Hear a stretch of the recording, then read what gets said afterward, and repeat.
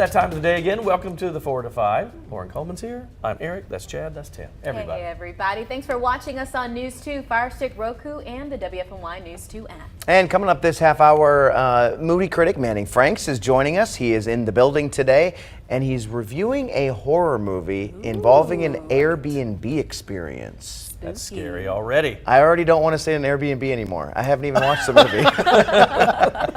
Yeah, maybe they're spying on you or something. Oh, yeah. So stick around for that. Yes. Excited to hear about that. But first, we want to jump into some of your headlines with your 4 to 5 roundup. The Alamance Burlington County School says it confiscated a BB gun at Eastern Alamance High today. Details are limited right now, but we do know the weapon was located on school property. Last week, the district dealt with a bomb and violence threat. The superintendent responded with a new zero-tolerance policy. Today's incident is the first since that announcement. Criminal and disciplinary actions are expected to come soon. We have new details on the death of a Wake County deputy killed last month in the line of duty. Our Raleigh News partners obtained search warrants detailing the final moments of Nate Bird's life. Documents on his way to training when he attempted to stop a pickup truck. Shortly after, 6 gunshots were heard on his dash cam. Investigators used cell phone location data to find the brothers Alder Alfonso Marin-Salido and Arturo Marin-Salido. Days later, police caught them both in Morganton, North Carolina. Both men face first-degree murder charges. If convicted, they could get life in prison or the death penalty. I'm encouraged by the state's latest weekly COVID data. The last few days have shown a nice decline in COVID hospitalizations. The latest patient count is 952. It's the lowest number on this graph, showing the last 7 weeks. The state hasn't reported a number this low since July 4th, about 2.5 months ago. We're also on a nice streak, a 5 consecutive day of decline. Over that time, the state shaved off more than 150 patients. We've got a long way to go, but it's looking better. Meantime, Dr. Anthony Fauci says about 400 people are dying every day from COVID. He says many of these deaths are preventable and is again encouraging vaccines. Fauci says, unlike smallpox, there's a good chance COVID will not go away. In case you missed it, soon some Triad drivers will no longer have to get an emissions inspection each year when you get your car inspected. Emissions tests are one of the mandatory checks. However, starting in November, that won't be the case in Rockingham County. The U.S. Environmental Protection Agency recently approved the change. Emission checks are required in Guilford, Alamance, and Forsyth counties. We recently verified red cars don't cost more to insure, and now we're looking into how your credit score could impact the cost of car insurance. Does it really determine how much you're paying? Let's verify.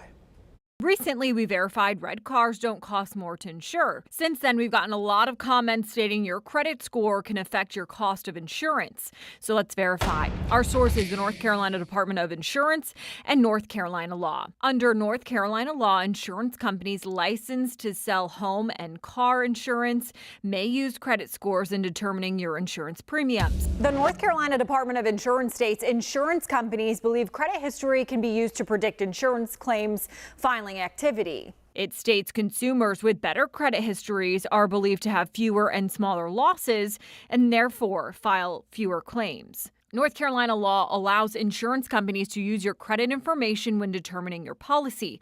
However, insurance companies are not allowed to use your credit score as the sole reason in terminating an insurance policy or changing the rate of your insurance. There are other factors that go into determining your insurance rate, like your driving record, age, your gender, and more. So we can verify that, yes, your credit score does factor into how much you pay for car insurance. With your Verify, I'm Megan Bragg. The National Transportation Safety Board is recommending a change to all new vehicles in the United States. It involves adding alcohol monitoring systems to stop people from driving while under the influence. Drunk driving is one of the biggest causes of highway deaths across the country, and roadway deaths are at a 16-year high as people get back on the road as the pandemic eases. While the technology is still being developed, many automakers are also on board with the addition. I mean, I personally don't see anything wrong with this. I think when it comes to drinking, a lot of people say, you know, I had one drink. Right. I had 2 drinks. I'm fine to drive, when really they shouldn't get behind the wheel of a car. The technology is interesting how it works, because I was like, how does that, Yeah. is it, you know, is it breath, is it what? It's actually things you touch. So the steering wheel, the start, if you have a start button, like mine is the type where you have to push a button to put it in drive. It's not like a shifting thing. Right. So all those buttons will be outfitted with kind of a light type sensor that goes through your fingertip and measures blood alcohol content. And so What? Very isn't that interesting. crazy? Wow. I know. I was wondering how they would do it, and Well, and I there's the kept answer. thinking it's not going to be accurate, but if it is doing it that way through your hands, and you have to touch the car to drive it, I mean, there's no way I get. Because I was thinking people are going to try to get around that. You know, Right. if there's like a sensor, you have to. And I've also heard some of them are going to say you can't start the car Oh, wow. until you do that sensor thing with your finger. Interesting. That's interesting. I'm all for any way to stop people from drunk driving.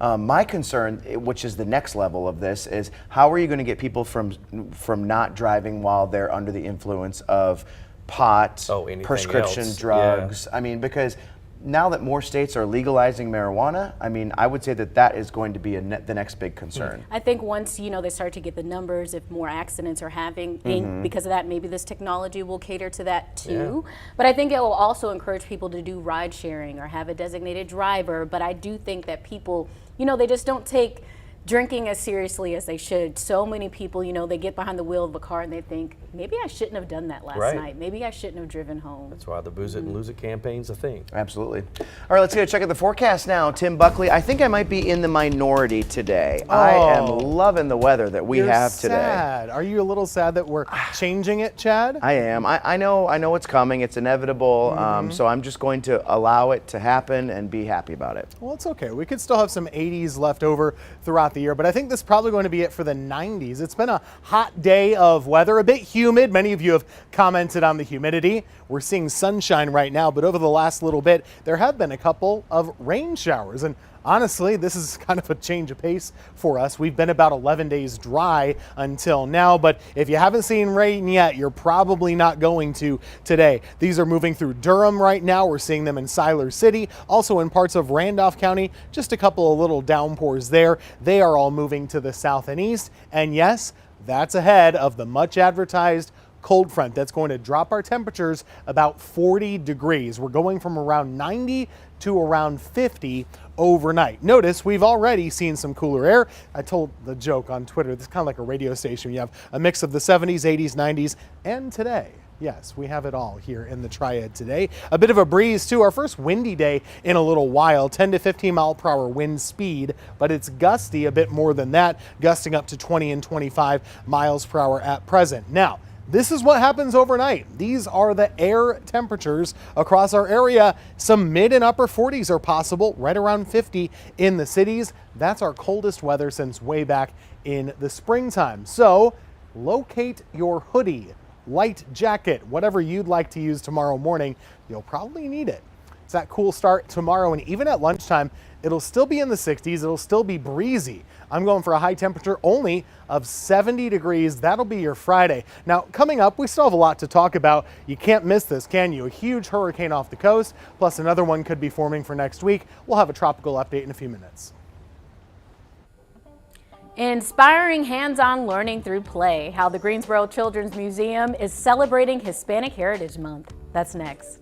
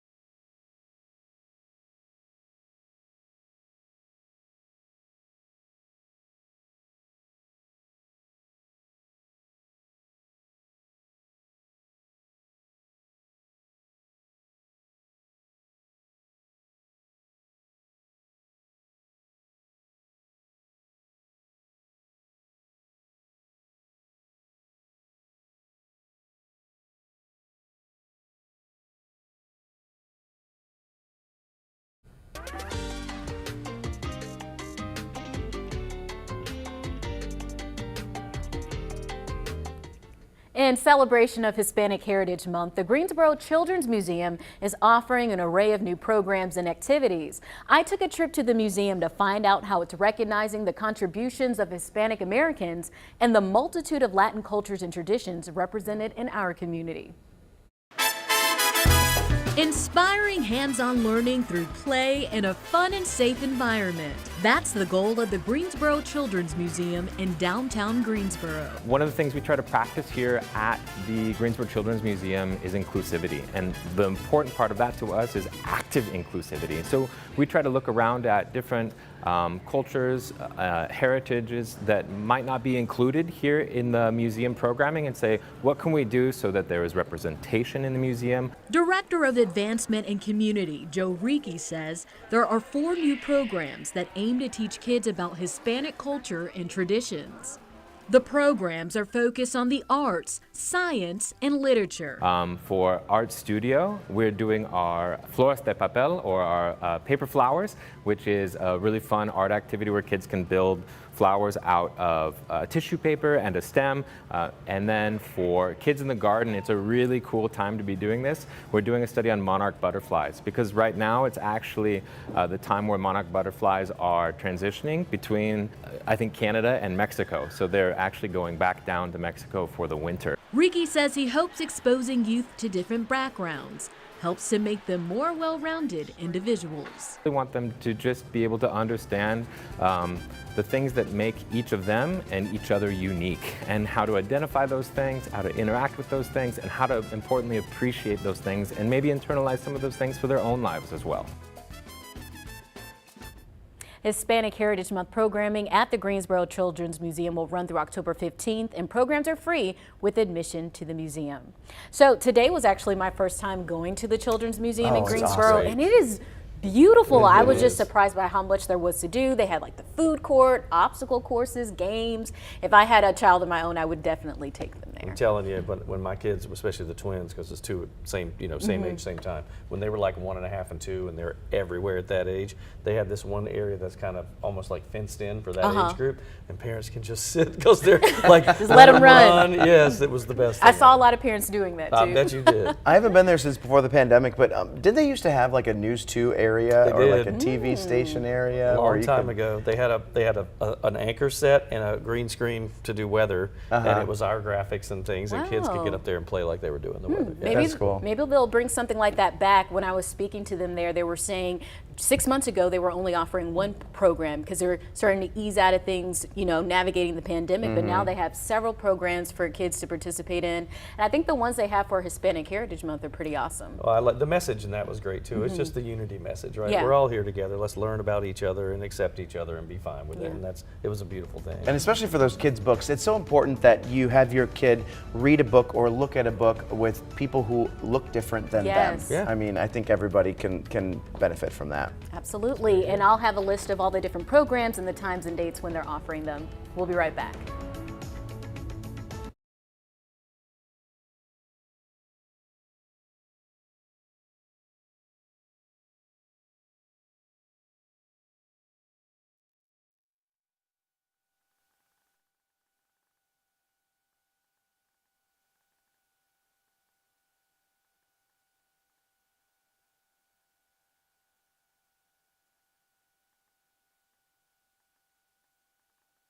Your light is Do you flashing. see?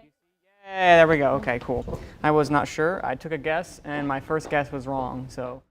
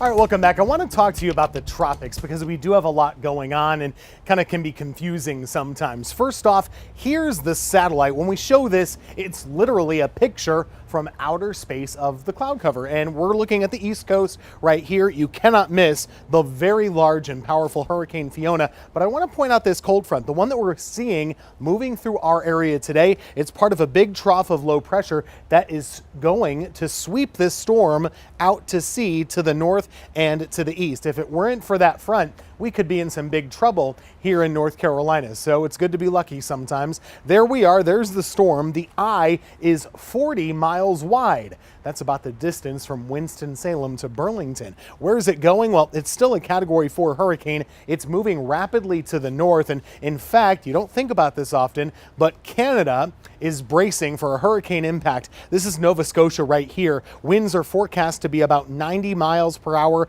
on Saturday when it roars ashore. It's going to be the eastern part of Nova Scotia and then up to what they call the Canadian Maritimes, which include places like Newfoundland, Prince Edward Island, and parts of Quebec as well. Farther to the south we go. This is going to be the next problem area. We're in the Caribbean here. Nothing has formed yet. But sometime over the next couple of days or over this weekend, you will see a tropical system forming in the Caribbean. And that's a troublish thing because as it moves farther to the north and to the west, computer models are having a hard time right now figuring out where it might go. But any of these areas are bad because it would affect some land at some point late next week. We have time to track this. I do not know at this point what impacts North Carolina will have from that system, but it is a possibility we could have some. We'll keep you posted, especially over the weekend and into early next week. In the meantime, you hear it on my microphone. It's getting windy, folks. Temperatures are dropping. You wake up to 50, maybe some 40s tomorrow morning. Breezy and cool the next couple of days, staying pretty dry.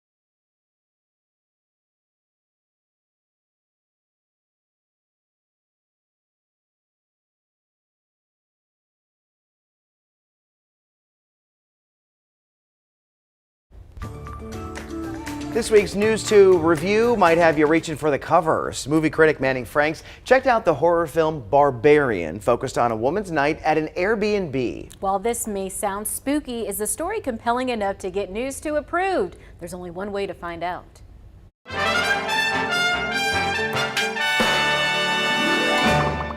I like to consume as much content for a film as possible before I go in, but sometimes it is best to go in blind. Barbarian is one of those twisty types of films whose viewing experience is improved if a little patience is practiced. I saw one great trailer and some solid word of mouth, and I knew that I had to see what was called the craziest horror film of the year yet. And yeah. Wow. Yeah, I'm gonna question my Airbnb choices from now on. Keith?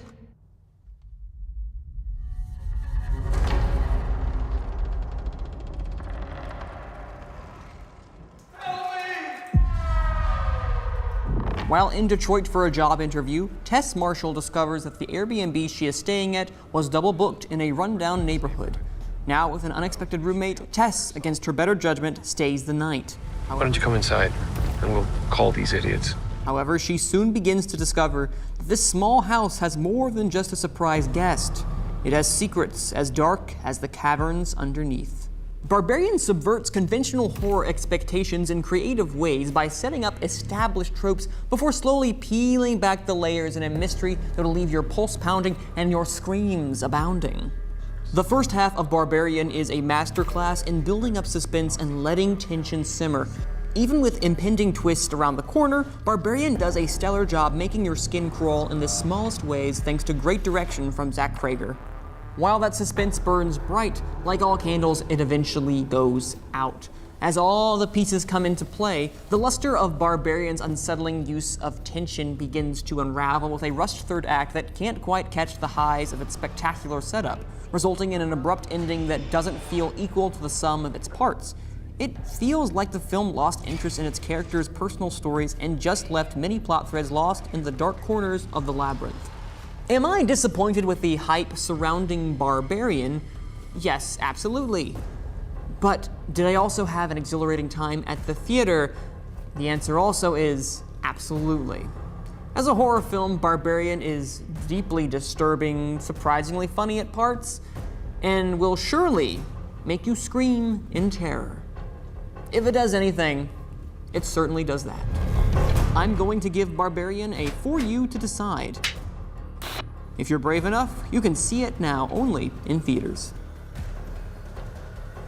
Million questions on this one. My first thing is, if Million you questions. double book at an Airbnb, I'm not staying there with a stranger. Well, okay. I'm getting a hotel, so that's where she That's messed right. up first. Well, okay, they explained that in the movie, I Okay. will say, about Like, she who does tried to that? call. I'm not going to spoil too Yeah, much yeah. because, as I said at the beginning, it's best to sometimes go into films without any Okay. preconceived notions, seeing as little or reading as Yep. little as possible. This is one of those movies because there are some twists, one twist in particular that I won't spoil, that's like, oh my goodness, they really went there, or they really did Okay. something that really took me off guard because they were setting you up for something else, and then they Oh, they pulled took the you one rug. way. Yeah, Yeah, they yeah. pulled the rug right out from under you. Chad won't be seeing no, it. He won't Hopefully- be. I just hope she left a review on Airbnb after her experience there, right? Because 0 You stars. lived to do it. That would have been a great ending That would scene, be- like after credits of her of Tess doing that, because the actress who plays Tess, she really carries this movie. So I will Okay. give her massive props, even if the movie itself, I feel like kind of forgot about the characters and their motivations and just went for the scares by the end. So of is the film. this, you said jump scares. You told me there are Yes. some. Okay.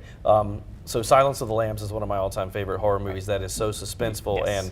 but there's not as much gore. So is that like this or no? Well, the first half of this movie is similar to that. So the suspense in this film, I believe, is some of the best that I've seen in some time for the first half. Second half is when it starts to kind of unravel a little bit in a way that's not as, how shall I say, nuanced. Okay. Okay. Yeah, more just here it is. More, right? more is here it is. Not that it's bad, it's just kind of let me down.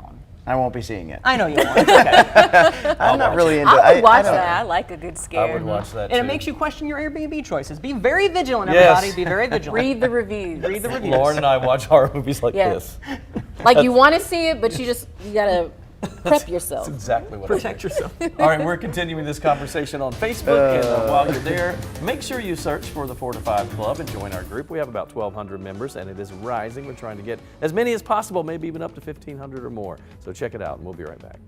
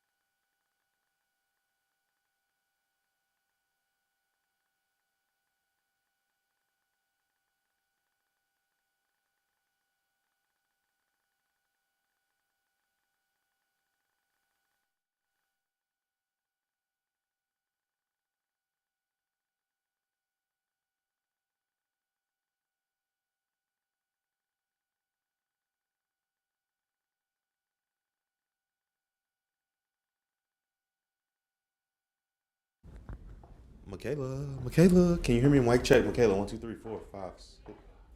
Oh, you Angela? Yeah. Angela.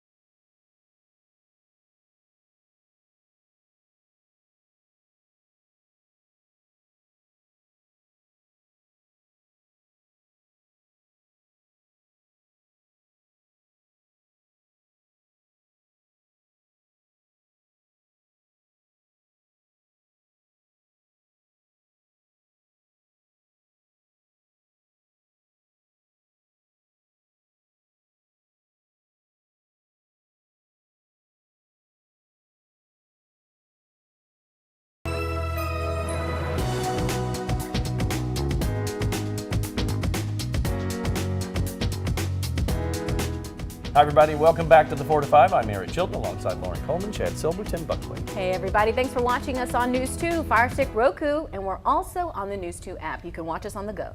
And coming up this half hour, we're going to be talking about 24-hour businesses going out of style. You might have noticed that during the pandemic. We're looking into why it's happening and a place where you would think that it would never happen. It is now happening. How's that for a tease? All right. The big story we're following today, this time next year, students will fill the hallways and classrooms of Southeast Alamance High School. It's a new high school, and that means there will be new district lines. WFMY News 2's Jalen Gilkey found out what this means for students. Yeah, guys, Southeast will be Alamance Burlington's 7th high school. Next Monday, the district will figure out which students will attend it. Many parents have had questions about what this means for the other 6 schools in the district. They tell me not a whole lot is going to change. So what we're really looking at is 7 traditional high schools in Alamance County. Like these 7 schools would have football and band programs and all the things that high schools have. But students would then be able to participate in some specialty programs at individual high schools. Specialty programs are already in existence. The district's CTE programs are at all 6 high schools, and starting next fall, Southeast Alamance High will make it 7. So let's say, for example, a student wants to do video production and learn about video production. They go to their traditional high school maybe the first part of the day, and then they're bussed over to C-Tech. So it would be the same sort of model where students could continue to do that and take these specialty programs and become certified. So to be clear, the Alamance Burlington school system is not looking to cut any programs from or extracurricular activities or sports teams from any of the existing schools. However, some students will have to change schools to the new location starting in the fall. Good thing that all got cleared up, because I'm sure a lot of people are kind of panicking about this. And I mean, you want to start a rumor. You started about losing a sports team or cutting extracurriculars, and that thing goes wild on social media.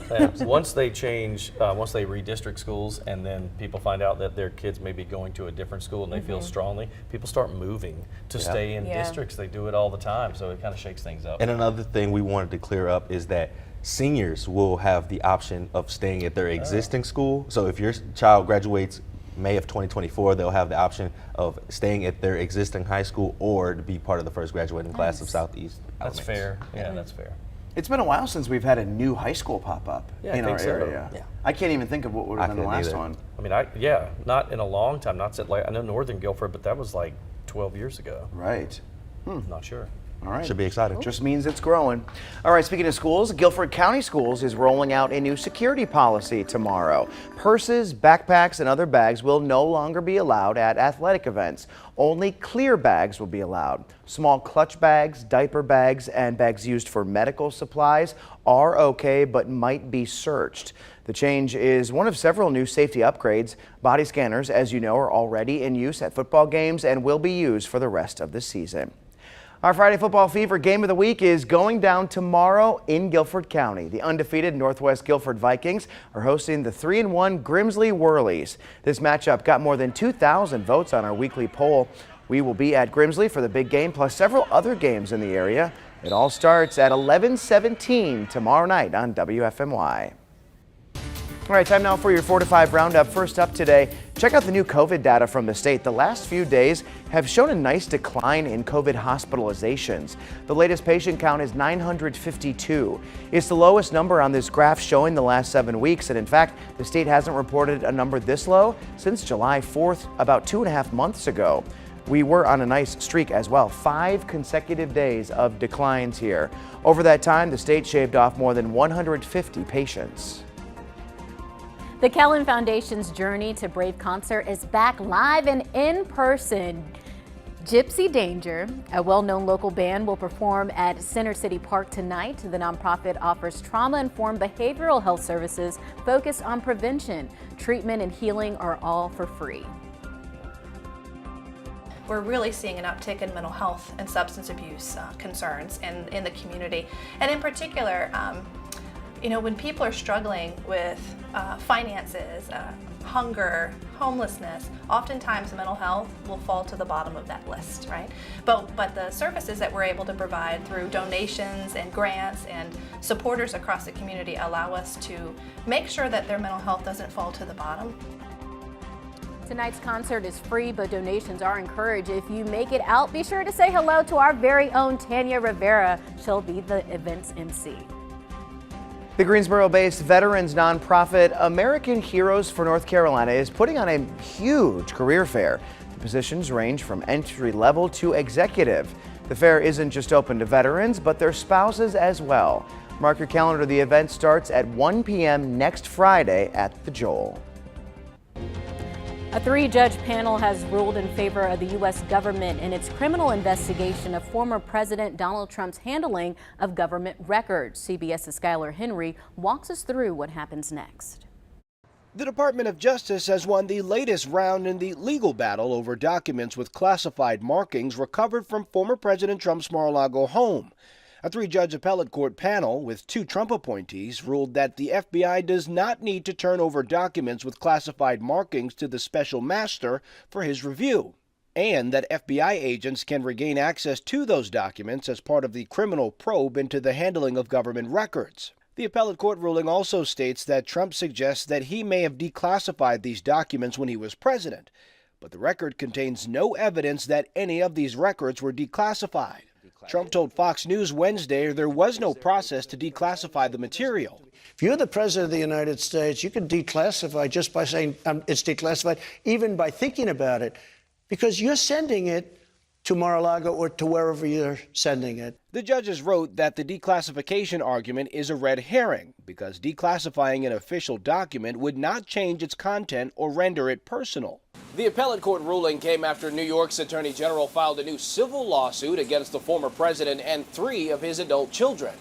The 222-page civil lawsuit alleges Trump and his family defrauded insurers and lenders, violating state and potentially federal laws. Donald Trump falsely inflated his net worth by billions of dollars to unjustly enrich himself and to cheat the system, thereby cheating all of us. The state is seeking to recover $250 million in allegedly unlawful profits and a life ban on Trump and his children serving as officers in any New York company.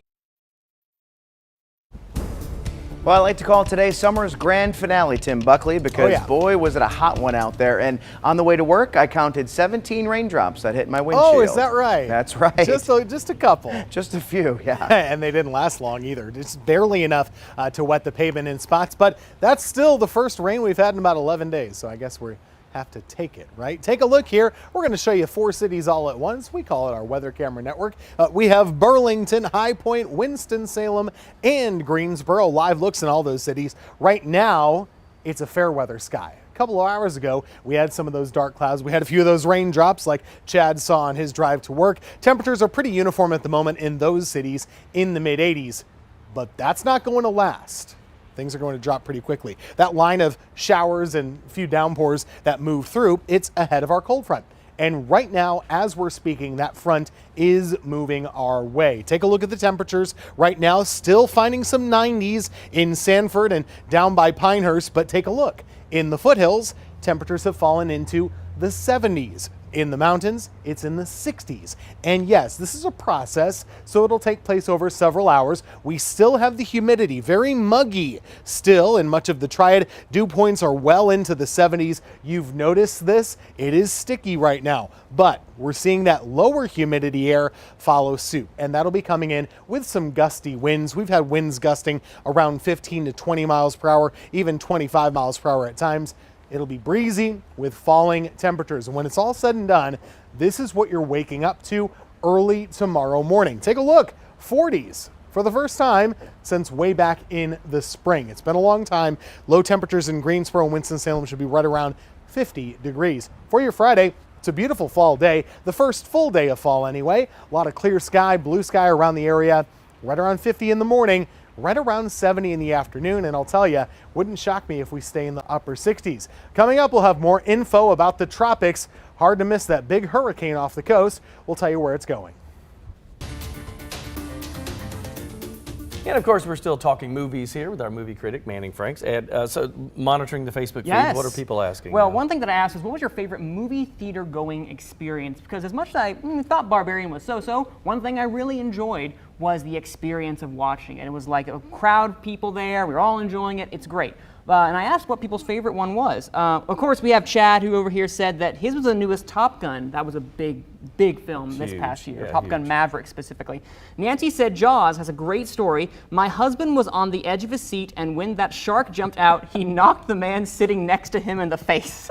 So that's a fantastic story. Thank you for that, Nancy. I'm going to visualize that and take a chuckle every now and then. And Melita said, you're going to laugh at me, but the Sound of Music was hers. Nothing to laugh about. That was a great, No, that's a classic. A great movie to probably see in theaters. Obviously, I didn't get a chance to see it. Yes, me either. born. So let's talk about, so what are you going to review next? You already have that set up? Or I have it already set up and Perfect. ready. I saw it earlier. It was Netflix's Blonde, which should be coming out next week. So I'm excited with that. Anna de Armas, about the a fictionalized retelling of Marilyn Monroe's life in the Hollywood studio system. So Interesting, because there's and the studio system back then, they owned those they celebrities. owned the stars. As I know some people know, it's different than what it is now, where people had a lot more autonomy. Back then, you were under the banner of Warner Brothers, of Paramount, or whomever. They owned you. And it's interesting to see how they use that with Marilyn and her story. Well, and her story, there's so many books and TV series and movies that have been done about her. Of course. But that is part of the problem, is that the studio pretty much controlled everything, and it could ruin some of their lives. And in that case, some people think that happened with her. So. Oh yeah, and they really get into that. And you'll get my thoughts and feelings on that film next week. I love that. No I spoilers. can't wait to see that. All right, we're continuing this conversation on Facebook. Don't forget, if you want to ask Manning any questions, you can do that. And don't forget, while you're there, to search for the 4 to 5 Club. We have our group right there. More than 1,200 people ain't climbing, so get in there. We'll see you in a bit.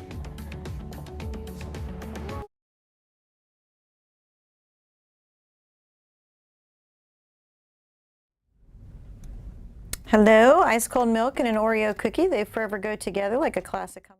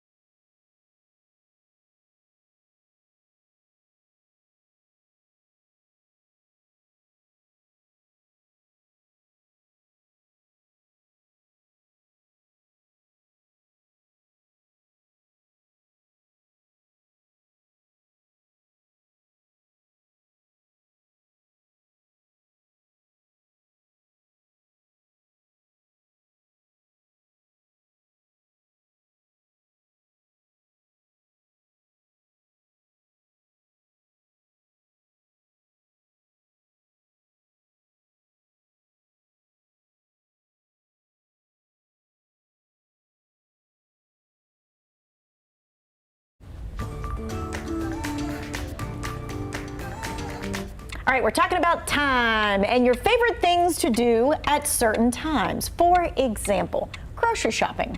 Used to do that at midnight. Yes, that was one of your favorite things to do at midnight. Favorite things. I'd love to go in there. I like to go during the day. You when do? the sun is out, yes. Really? Okay, because why? I don't know. I just never went grocery shopping at midnight before.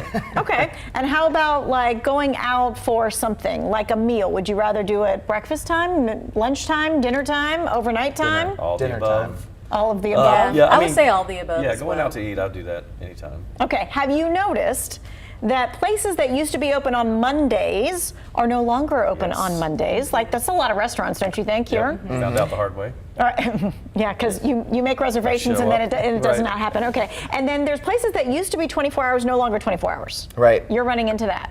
Darn criminals keep robbing my Harris Teeter at Friendly Center, and so now they don't stay open 24 hours. That's the truth. That would do it. Right. Yeah.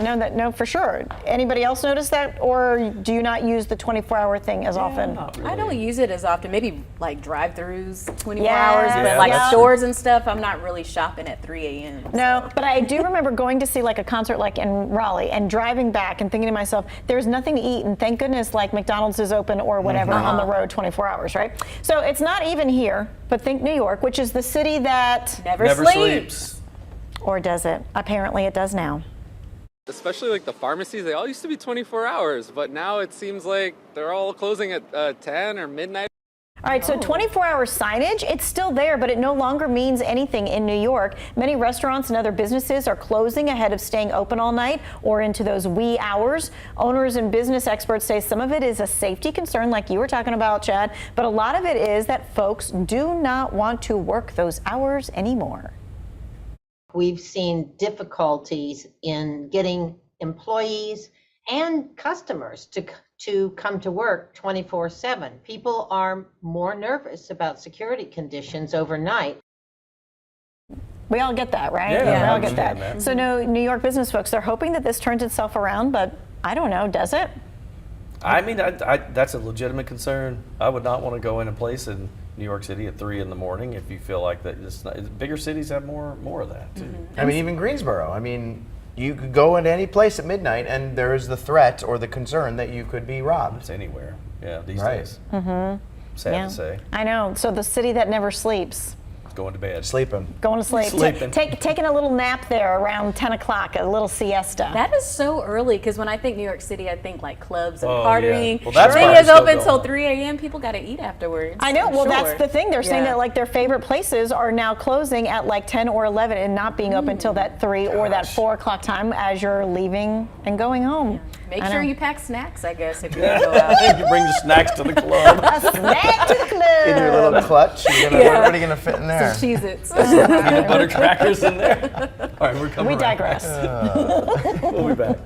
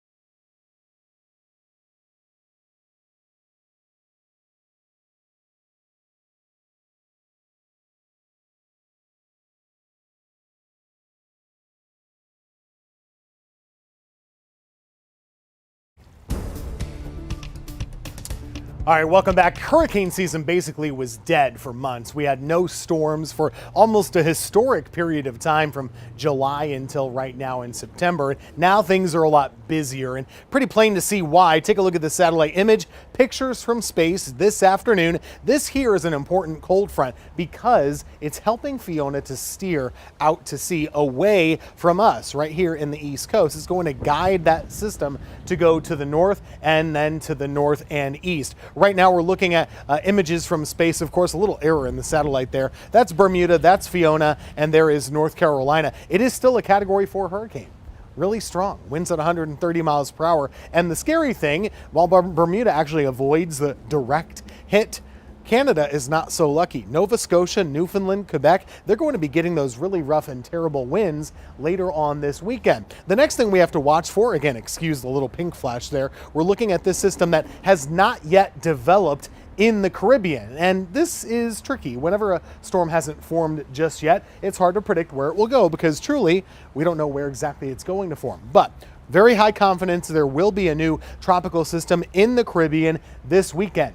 Early next week, it could be in these positions, and I know that's confusing, but a wide variety of possibilities that we will have to watch for because that system that forms next week could come closer to the southeast U.S. We might have some impacts from it as early as late next week or next weekend. We don't know that yet, but we will let you know as we learn more over the next couple of days. So just kind of keep checking back for updates. In the meantime, enjoy that weather. Big changes coming our way. It's going to be a chilly night of weather. We'll have a low right around 50, upper 40s for many. Same goes for Saturday morning. And the next 2 days feel very pleasant in the afternoons. A little warmer for Sunday, small chance of a shower. That would be Sunday night and early Monday morning. We are talking horror movies, we're talking spooky season, we're talking whatever you want to talk about with our movie critic, Manning Franks. Lots of people chiming in today, Manning. Yes, one of the things I saw a lot when people were talking about their movie theater experiences is that when I was looking back at my own, which is Lord of the Rings, Return of the King, my favorite movie theater experience, one thing that I saw is one of your favorites was the Blair Witch Project. Correct me if I'm wrong. You said that you had seen, we mentioned this before in another chat, like a show a while ago. You've seen that before. That's one of the horror films, your favorite that you've seen, correct? The Blair Witch. In movie theaters, yes. yeah. Okay, movie theaters. So while I said earlier that it was Top Gun, that one really resonated with me, and it stays with me in my mind from high school even. So, but that was good. Even though I don't like the gotcha. Oh yeah, no, stuff. of course, and I think Blair Witch, the creepy factor also too with how it was filmed really got you. But Lauren, what was your favorite horror movie theater experience that you've had? So I've seen a lot of horror movies, and most of them were not in the theater, but one I did see in the theater was It. I did see It in the theater. I did too. And I was definitely doing this the whole time. Nope. Yeah, no. But what I liked about that movie was it had a good balance of comedy and horror. So right before something scary happened, something funny would happen, or right after to kind of like calm you down a little bit. Oh yeah, I hate. I love all the clowns out there, professional clowns. Good on you. I'm terrified of Pennywise. And the part that scared me the most, do you remember when he started stomping like this? Nope. That part just stays in, that kind of creeped me out a little bit after. It is. So Chad, you want to see It now? No, and I'm going to turn the corner here on this conversation. What do you think about like horror parody movies? Like scary movies? Yeah. Like scary movie. A scary movie, I think, is like we don't have a lot of those actually. Not anymore. Thank goodness. We used to. I actually own all of the scary movies. Really? Except for really? the most recent one that came out several years ago. Wow. Producer said why. My parents like to watch them, so they bought them. That's why we have them. I think she said bye because we're tossing the break. We'll be right back.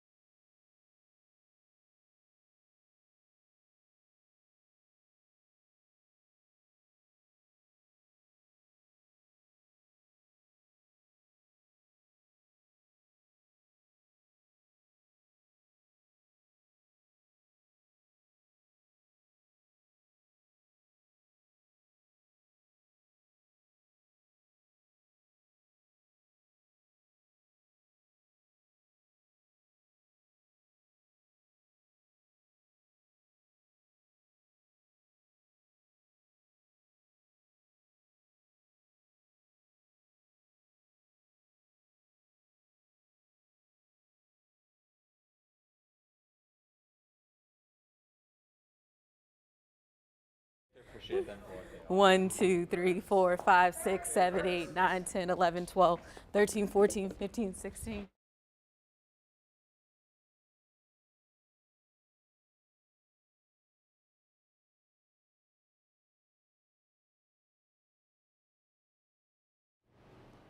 Hi, 1, 2, 3, 4, 5. It's a Thursday. Go WVU. 1, 2, 3, 4, 5. Hey there, just looking at this H6 and 7. Check 1, 2, 1, 2, 3, 4. Where do we?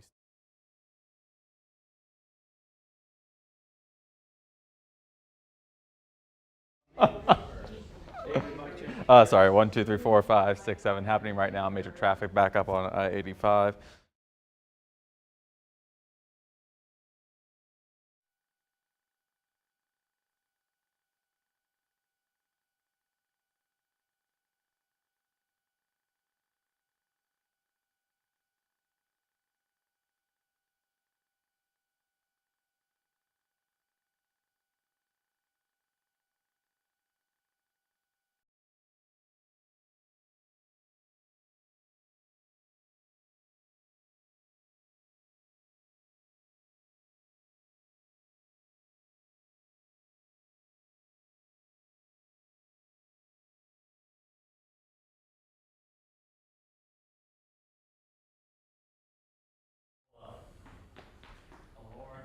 Mic check, 1, 2, 3, 3, 2, 1, 1, 2, 3, juvenile crime, it's rising, something.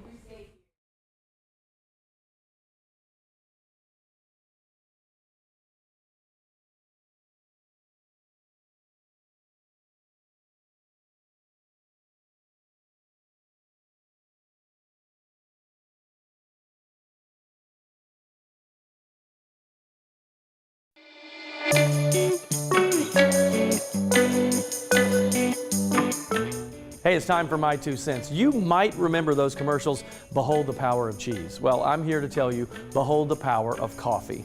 Now, this seems counterintuitive, but I read this article, it was healthyoptions.com, and I said, wait a minute, coffee can help with stress or anxiety. I would have thought it'd be just the opposite.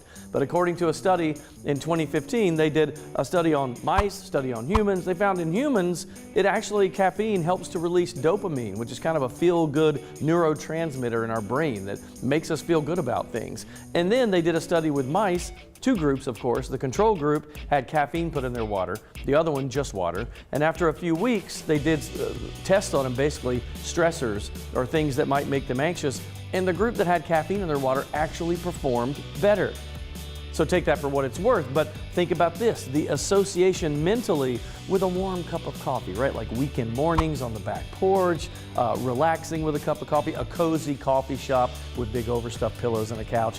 All of that is kind of a comfort drink for us, isn't it? So there is the mental side of that. So next time you're feeling a little anxious, maybe you want to relax, I know it sounds weird, you can just settle down with a nice warm latte or a cup of coffee. Maybe not a shot of espresso. That won't do it. But that's just my 2 cents. That's your 4 to 5. WFMY News 2 at 5 starts right now.